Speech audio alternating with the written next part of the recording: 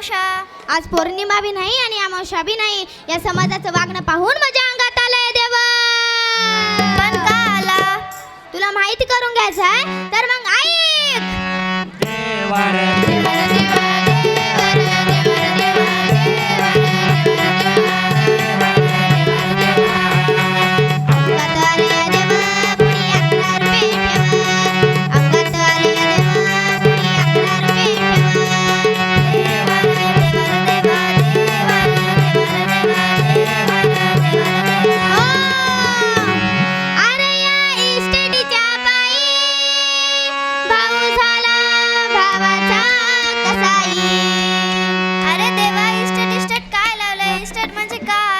Estate माहिती नाही तुला?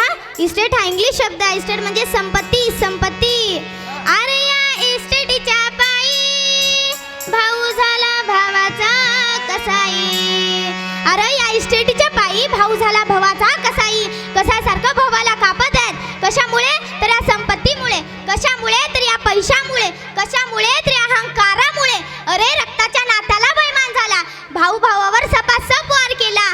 आजच्या स्थितीत हजारो केसेस पडलेत पोलीस स्टेशनमध्ये धुळकात. आमच्या खेड्यात तर खूपच दुर्दैव आहे. शेताच्या धुऱ्यापायी, अंगणाच्या कचऱ्यापायी, नळाच्या पाण्यापायी भावानं भावाचा जीव घेतला. बघा किती लाजिरवाणी गोष्ट आहे.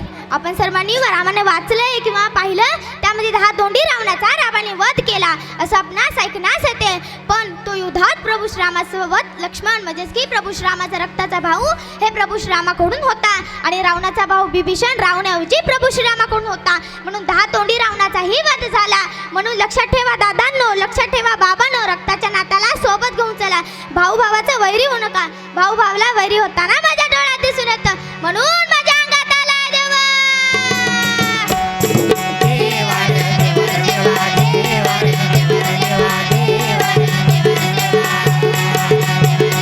अंगात आले देवा कुणी 11 रुपये ठेवा. अंगात आले देवा कुणी 11 रुपये ठेवा.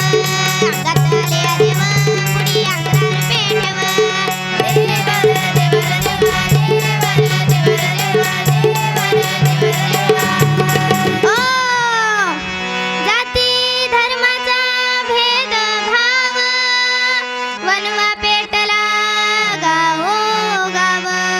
जाती धर्माचा भेदभाव वनवा पेटला गावोगाव. सध्याच्या स्थितीत जाती धर्माच्या राजकारणानेही लई जोर धरला. मुस्लिम बांधव हिंदू बांधवाकडे क्रूरतेने पाहत आहेत आणि हिंदू बांधव मुस्लिम बांधवाकडे क्रूरतेने पाहताना दिसत आहेत. साने गुरुजींनी आपल्या प्रार्थनेमध्ये स्पष्ट सांगितलेले आहे. खरा तो एकची धर्म जगाला प्रेमानं पावे. खरा तो एकची धर्म जगाला प्रेमानं पावे. खरा तो एकची धर्म जगाला प्रेम अर्पावे. याचा आपणास विसर पडत चालला आहे. माझ्या छत्रपती शिवरायांच्या मावळ्यांमध्ये सुद्धा मुस्लिम बांधवाचा समावेश केला होता. अरे माझ्या छत्रपती शिवरायांचा आदर्श तरी डोळ्यासमोर ठेवा. सर्व धर्म समभाव अंतरी रुजवा. म्हणून माझ्या अंगात आलाय देवा.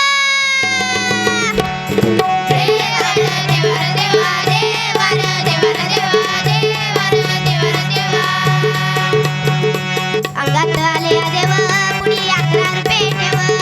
अंगात आले देवा कुणी 11 रुपये ठेवा.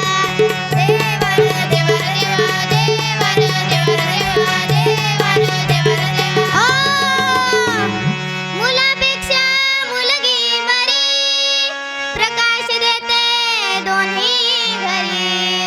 मुलापेक्षा मुलगी बरी प्रकाश देते दोन्ही घरी. स्त्री भ्रूण हत्येने ही लई जोर धरला. गर्भात मुली मारण्याचा प्रमाण दिवसेंदिवस वाढत चाललाय. हे कुठेतरी थांबलं पाहिजे. सावित्रीबाई फुले, इंदिरा गांधी, कल्पना चावला, प्रतिभाबाई पाटील असे कित्येक रणरागिणी आहेत ही. आणि अशा कित्येक रणरागिणी होऊनही गेल्या. पण अशा कित्येक रणरागिणी आपण गर्भातच मारत आहोत. थांबवा, हे थांबवा, हे थांबवा. गर्भात मुली मारताना माझ्या डोळ्यात दिसून येतं. म्हणून माझ्या अंगात आला देवा.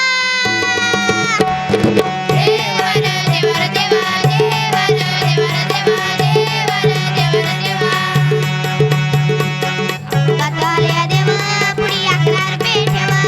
अंगात आले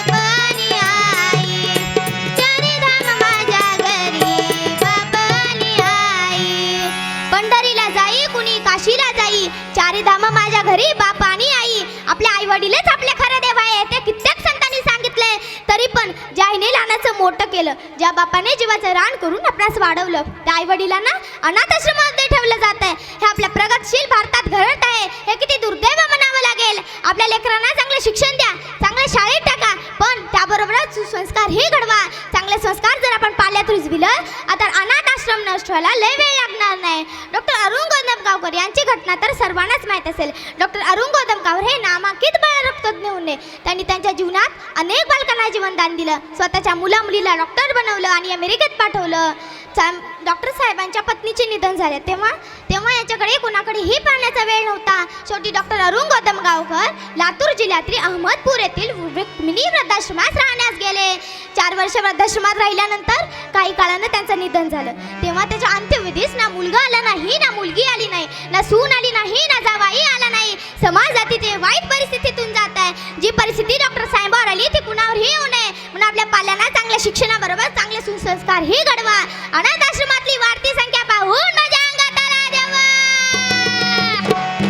देवर देवर देवा, देवर देवर देवा, देवर देवर देवा. देवा पुढी 11 रुपये ठेव, अंगात आले देवा पुढी 11 रुपये ठेव. देवर देवर देवा, देवर देवर देवा, देवर देवर देवा. ओ मने ज्ञानेश्वर व्यसनाधीन तरुण झाला, संसार शरीर उद्ध्वस्त केला. म्हणे ज्ञानेश्वर व्यसनाधीन तरुण झाला, संसार शरीर उद्ध्वस्त केला. अरे या व्यसनाने कित्येक तरुण आपले जीवन बर्बाद करून घेत आहेत. कित्येक जण आजच्या घडीला व्यसन करून कॅन्सरचा शिकार बनत आहेत. कित्येक जण आपले जीवन व संसार उद्ध्वस्त करून घेत आहेत. व्यसन असलेल्या वस्तूवर स्पष्टपणे लिहिली असते की आरोग्यासाठी हानिकारक आहे, तरी पण आपण त्याकडे लक्ष देत नाही आणि आपण व्यसन करून आपण आपल्या लाख मुलाच्या शरीराचा नाश करून घेतोय. झाला गरिक कसा व्यसनात, झाला गरिक कसा व्यसनात.